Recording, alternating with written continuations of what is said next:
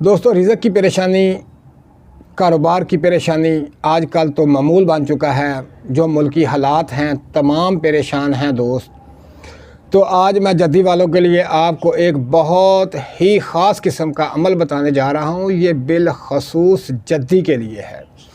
अगर जद्दी वाले दोस्त, अगर कोई मेरी बहन को भाई जद्दी वाले अगर इस बुर्ज से तल्लक़ रखते हैं जद्दी से, तो उनके लिए ये आयत मुबारक एक अनमोल और कमाल तोहफ़ा है।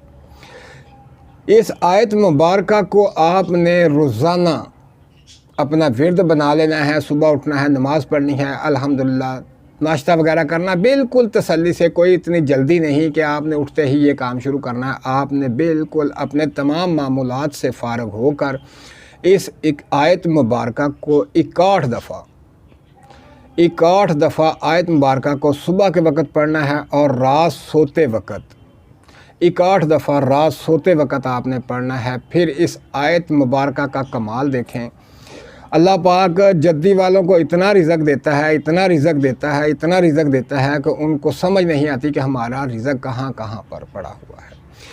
और इस तरह रिज़्क़ इसके पास ढेरों के ढेर पहाड़ों की तरह इसके ऊपर नाज़ल होता है, पहाड़ों की तरह इसके ऊपर गिरता है कि जैसे आसमान से बारिश हो रही है रिज़्क़ की, जैसे आसमान से बारिश हो रही है रिज़्क़ की। इतना रिज़्क़ अल्लाह पाक जद्दी वालों को देता है। इस आयत मुबारक की बरकत से आप इस आयत मुबारक को सुबह व शाम 61 दफ़ा पढ़ें तो अल्हम्दुलिल्लाह आप देखेंगे कि इतना रिज़्क़ आएगा और इतनी बरकत होगी कि आप दोस्तों को देते रहेंगे और आपके पास कम नहीं होगा।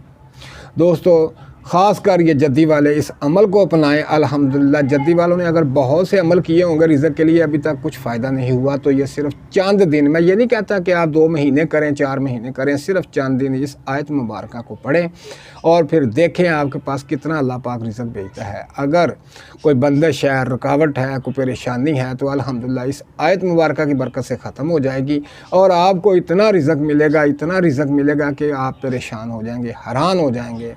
तो दोस्तों, मेरी दुआ है कि तमाम दोस्त जद्दी वाले इस आयत मुबारक को पढ़ें और अपने जो रिज़्क़ के मामलात और माल और दौलत की परेशानी है उससे निजात हासिल करें। अल्लाह पाक आपको कामयाबी और कामरानियाँ अता फ़रमाए। आमीन।